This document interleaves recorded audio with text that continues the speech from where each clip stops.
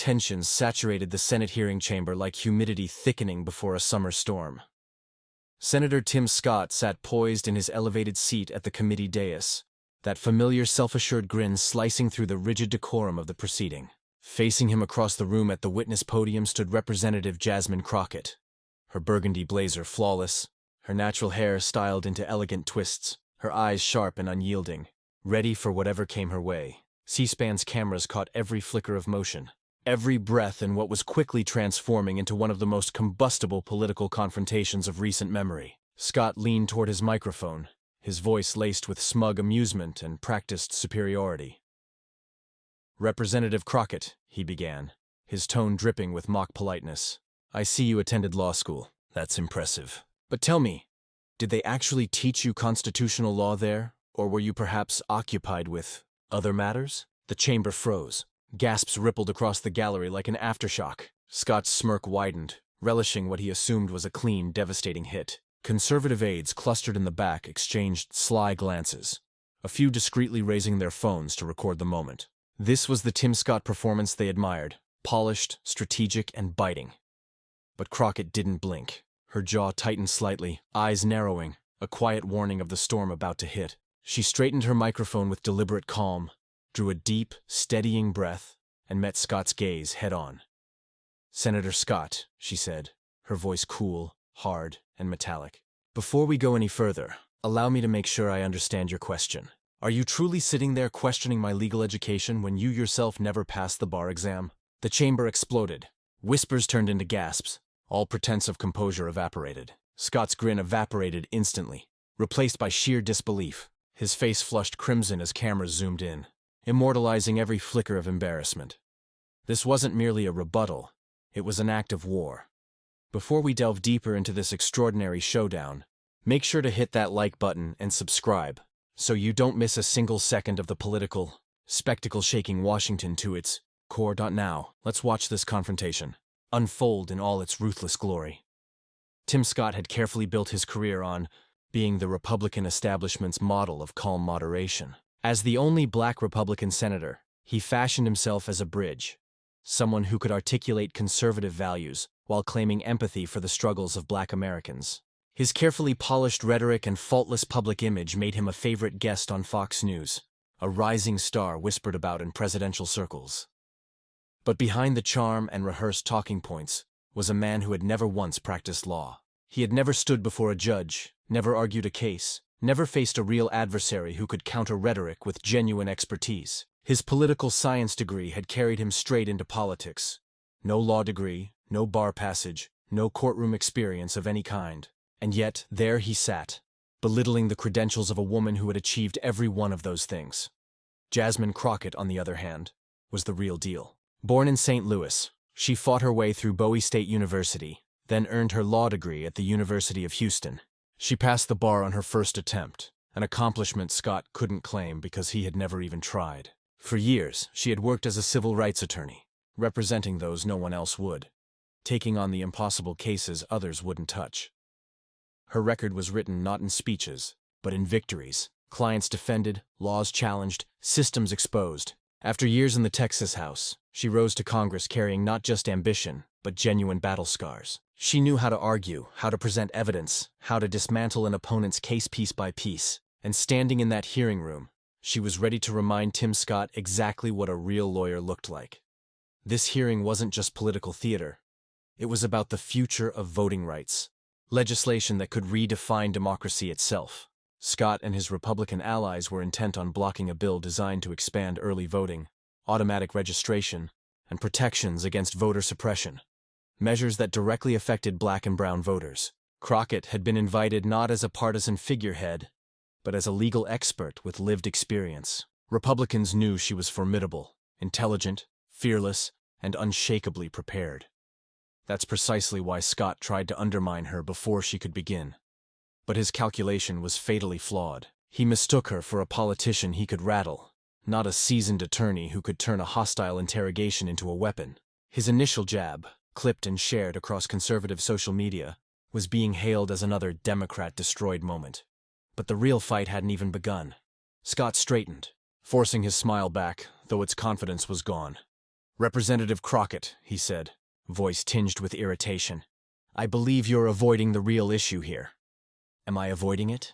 she interrupted smoothly, her tone cutting through the air. "Or am I simply reminding you that you began this by questioning my credentials? Credentials you don't possess the authority to challenge." She opened a folder with precise movements, the air thick with anticipation. Cameras tracked her every gesture. Senators leaned forward, sensing that the narrative was shifting dramatically off script.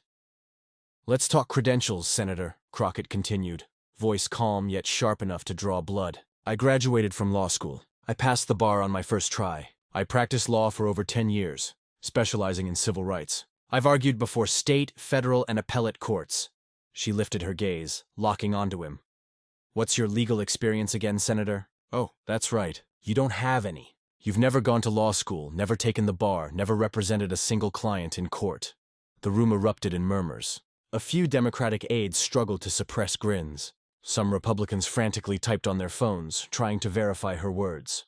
Senator Ted Cruz leaned toward Scott, whispering, but Scott brushed him off, jaw clenched tight. He was cornered, and he knew it. "Representative, I don't think—" Scott started.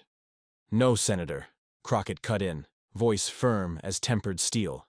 "You need to let me finish, because this matters. You stood here and tried to embarrass me, suggesting I don't understand the Constitution. So let me explain what I do understand." She held up a document. "This is the Voting Rights Act of 1965. I've litigated under this law. I've defended citizens whose voting rights were stripped away by the very policies you're backing. I've argued constitutional principles in courtrooms while you've been giving speeches at fundraisers." The energy in the chamber was electric now. Every person knew they were witnessing history. This wasn't debate. It was dissection. Scott's complexion darkened from red to nearly purple. He clutched his pen until his knuckles blanched. "This is highly irregular," he stammered. "What's irregular?" Crockett shot back. "Is a senator who's never practiced law trying to lecture a lawyer about constitutional knowledge. What's irregular is you sitting there questioning my education when you wouldn't last 5 minutes in a courtroom." Democratic Senator Raphael Warro, suppressing a grin, leaned toward his mic. "I think the representatives made her point clear. Senator Scott, perhaps we should move forward to the testimony." But Crockett wasn't done. "Actually, Senator Warro," she said evenly, "I'd like to finish answering Senator Scott's question, because I believe the American people deserve to know who's truly qualified to speak on these issues, and who's merely pretending." She turned back toward Scott, her voice dropping to a deadly calm. "Senator, you asked if they taught me about the Constitution in law school. The answer is yes. They taught me all 3 articles. They taught me the 14th Amendment's Equal Protection Clause. They taught me the 15th Amendment's guarantee of voting rights. They taught me how to read Supreme Court precedent, analyze statutes, and craft legal arguments." She paused, letting each word crash into him like a wave. "And most importantly," she finished, "they taught me how to recognize when someone is completely out of their depth. Which, Senator, is exactly where you are right now." The gallery erupted in chaos. The chair pounded for order to no avail. Social media detonated in real time. Hashtags $Jasmine Crockett and $Tim Scott skyrocketed to the top of trending lists, with the consensus nearly unanimous. Scott had been utterly obliterated. He sat motionless, his once razor-sharp instincts failing him completely. The man who prided himself on strategic control had walked straight into a trap of his own creation, overconfident, underprepared, and disastrously outmatched. The committee chairman, sensing the complete collapse of decorum, tried to intervene. "I think we should take a brief recess." "No," Crockett said firmly. "I came here to provide testimony on voting rights legislation, and I'm going to do exactly that unless Senator Scott has any other questions about my credentials." She looked directly at Scott, her expression challenging. The entire room held its breath. Scott opened his mouth, then closed it again. For perhaps the first time in his political career, Tim Scott had absolutely nothing to say. "That's what I thought," Crockett said quietly. But the microphone picked it up perfectly. The room erupted again, this time with actual applause from some corners of the gallery, something almost never heard in Senate hearings. She then proceeded to deliver her prepared testimony with devastating precision. Every point was backed by legal precedent. Every argument was supported by constitutional analysis. Every claim was reinforced with real-world examples from her years of legal practice.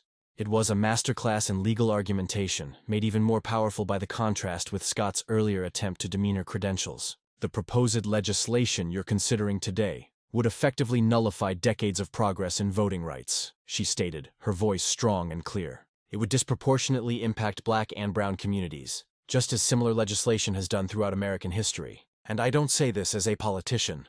I say this as an attorney who has seen firsthand the devastating impact of voter suppression. She detailed specific cases she'd worked on.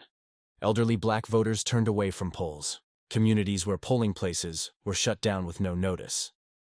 Registration purges that mysteriously affected certain neighborhoods more than others. Each example was presented with the precision of a closing argument, each fact laid out systematically. Scott, still visibly shaken, tried one more time to interject with a question, but his voice lacked any of its earlier confidence. "Representative, don't you think you're being somewhat dramatic?" Dramatic. Crockett's eyes flashed. "Senator, I represented a 73-year-old woman who'd voted in every election since 1965. In 2018, she was told her registration was invalid because of a signature mismatch. A signature she'd made with arthritic hands. That's not dramatic. That's reality. And it's the reality you're trying to expand with this legislation." Scott had no response. None of the Republican senators did. They'd expected an easy political win, a chance to score points against a freshman congresswoman. Instead, they'd unleashed a legal mind that was running circles around them. As Crockett concluded her testimony, the energy in the room had completely shifted. The Republican senators who'd been lounging confidently at the start now sat stiffly, avoiding eye contact. Democratic senators were barely containing their satisfaction, some taking notes as if to capture every moment of what had just transpired. Scott's usual post-hearing routine off-talking to reporters was notably absent. He gathered his papers quickly and left through a side exit, dodging the press corps that was desperate for his reaction. His staffers scrambled to provide damage control, issuing vague statements about productive dialogue that fooled absolutely no one. Meanwhile, Crockett stood at the witness table, calmly packing her briefcase as reporters swarmed. She answered their questions with the same precision she displayed during the hearing. Never gloating, never showboating, just presenting facts. "Senator Scott started this exchange by questioning my credentials," she told one reporter. "He simply responded with facts. If he felt embarrassed, perhaps he should reconsider his approach to serious policy discussions." It was the perfect response, measured, professional, and absolutely devastating. Within minutes of the exchange, social media had erupted into absolute chaos. The video clip of Crockett's "you couldn't even pass the bar exam yourself" line went viral instantly, racking up millions of views across Twitter, Instagram, TikTok, and Facebook. The hashtag Jasmine Crockett trended at #1 worldwide, with Tim Scott following close behind, though the tweets under Scott's hashtag were decidedly less flattering. Memes flooded the internet. Scott's face photoshopped onto boxing ring defeats game over screens and courtroom disasters. One particularly viral tweet read, "Tim Scott tried to question a civil rights attorney's credentials and got absolutely destroyed. This is what happens when you bring a political science degree to a law fight." Legal Twitter, always a brutal crowd, was particularly merciless. Verified accounts from law professors, practicing attorneys, and legal analysts all weighed in, most celebrating Crockett's performance as a textbook example of how to handle a hostile adversary. "As someone who teaches trial advocacy, I'm showing this clip to my students," one Yale law professor tweeted. "This is how you respond to bad faith attacks: with precision, facts, and complete command of your expertise." Conservative outlets tried to spin the exchange, with some claiming Scott was ambushed or that Crockett was disrespectful. But even many conservative commentators privately admitted that Scott had made a serious mistake. One Fox News contributor tweeted, then quickly deleted, "Sometimes you just need to know when you're outmatched." Scott should have seen this coming. Major news outlets couldn't ignore the story. CNN, MSNBC, and even some conservative networks ran segments analyzing the exchange. Legal analysts were brought in to break down exactly why Crockett's response was so effective. "This wasn't just a political clapback," noted one MSNBC legal analyst. "This was a trained attorney using courtroom skills in a political arena. She didn't just defend herself. She completely dismantled his credibility to even ask the question." The Washington Post ran a detailed piece titled, "When Legal Expertise Meets Political Theater: How Jasmine Crockett Turned the Tables on Tim Scott." The article detailed Crockett's background, her legal career, and the growing trend of attorneys entering politics with the skills to match their opponents. The New York Times focused on the broader implications, with Scott's stumble highlights: Republican vulnerability on voting rights. The piece argued that the exchange revealed how unprepared Republicans were to defend their voting legislation against substantive legal challenges. Even The Atlantic weighed in with a long-form analysis. the new generation of black women politicians, unafraid and unmatched. The article positioned Crockett alongside other rising stars like Stacey Abrams and Ayanna Pressley, arguing that this new generation combined legal expertise, lived experience, and political savvy in ways that traditional politicians couldn't match. The fallout from the exchange extended far beyond social media reactions and news coverage. Politically, it marked a significant shift in the dynamics around voting rights legislation. For Tim Scott, the damage was immediate and severe. His carefully cultivated image as a thoughtful conservative voice was shattered. Donors started asking questions. Fellow Republicans quietly distanced themselves. His presidential ambitions, which had been quietly building, took a massive hit. This is what happens when you underestimate your opponent. One Republican strategist told Politico on Background. Scott thought he could score easy points. Instead, he made himself look foolish and gave Democrats their best moment in months. For Crockett, the exchange became a launching pad. Donations flooded into her campaign. Progressive organizations that had been lukewarm suddenly wanted her at their events. National Democratic leadership took notice, with some already floating her name for higher office. More importantly, the exchange shifted the entire conversation around voting rights. Instead of Republicans controlling the narrative with claims about election security, Democrats now had a powerful advocate who could articulate the real-world impact of voter suppression with the authority of someone who'd fought it in court. Within weeks, Democratic leadership brought Crockett into key strategy meetings. Her legal expertise and newfound national profile made her an invaluable voice in crafting both the messaging and the substance of voting rights proposals. Beyond the immediate political implications, the Crockett-Scott exchange revealed something deeper about American politics. In this moment, it showed what happens when preparation meets opportunity. When expertise confronts empty rhetoric. When someone refuses to be diminished by bad faith attacks. For black women in politics who face constant questions about their credentials, their tone, their right to even be in the room, Crockett's response was more than just a clever comeback. It was a blueprint for how to handle dismissal with facts, with confidence, and with the kind of preparation that leaves your opponent with nowhere to hide. Legal experts noted that Crockett's approach could reshape how attorneys engage in political fights. Instead of playing by traditional political rules, where talking points and sound bites reigned supreme, she used courtroom tactics, precise language, systematic dismantling of arguments, and an unwavering focus on facts. What we saw in that hearing room is the future of political debate. One Georgetown law professor argued in an op-ed, "As more attorneys enter politics, we're going to see more exchanges like this, where substance trumps style, where expertise matters, where you can't just smile and talk your way out of being wrong." In the days following the hearing, Tim Scott tried to regain his footing. He appeared on Fox News attempting to reframe the exchange as a passionate debate about voting rights.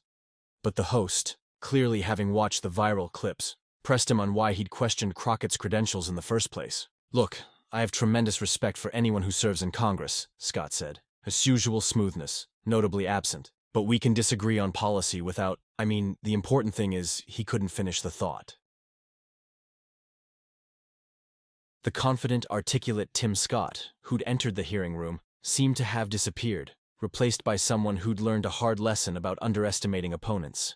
His staff tried damage control, releasing statements about productive dialogue and important issues, but every statement was met with clips of Crockett's devastating takedown.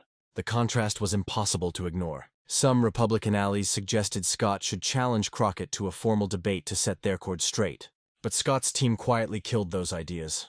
They knew what everyone else knew. He couldn't win that fight, not against someone who'd spent years arguing in actual courtrooms. The real question now is, what does this mean for the future? For Jasmine Crockett, the possibilities seem endless. She's proven she can hold her own against seasoned politicians. She's demonstrated legal expertise that few in Congress can match, and she's shown she's unafraid to fight back when attacked. Democratic strategists are already discussing her potential. Senate run, Attorney General, perhaps even higher office down the line. Whatever comes next, one thing is clear. Jasmine Crockett is no longer just a freshman congresswoman. She's a force to be reckoned with. For Tim Scott, the path forward is less certain. His presidential ambitions have taken a serious hit. His credibility on legal and constitutional issues has been questioned. And every future opponent knows they can cite this exchange as evidence that Scott's carefully crafted persona can crumble under real pressure. But perhaps most significantly, this exchange has changed the conversation around expertise in politics. It's shown that legal training matters, that preparation beats personality, and that voters are hungry for substance over style. The voting rights legislation that prompted this hearing is still being debated, but now every discussion includes references to Crockett's testimony, her legal arguments, and the real-world examples she provided. Scott's attempt to dismiss her credentials backfired so spectacularly that he actually amplified her message. This exchange offers several crucial lessons for anyone navigating political or professional conflicts. Never underestimate your opponent. Scott assumed he could easily dismiss Crockett, and that assumption destroyed him. Preparation beats personality. Crockett's years of legal training gave her tools that no amount of political polish could match. Facts matter in an era of sound bites. Crockett's precise factual responses cut through the noise. Know when you're outmatched. Scott's mistake wasn't just the initial attack. It was continuing to engage when he was clearly losing. Expertise is power. Crockett's legal background gave her credibility that political talking points never could. Months from now, when people look back at pivotal moments in the voting rights debate, this exchange will be remembered not just as a viral moment or a political embarrassment, but as the moment when substantive expertise reasserted itself in American political discourse. It will be studied in law schools as an example of how legal training translates to their arenas. It will be shown in political science classes as a case study in how not to engage an opponent.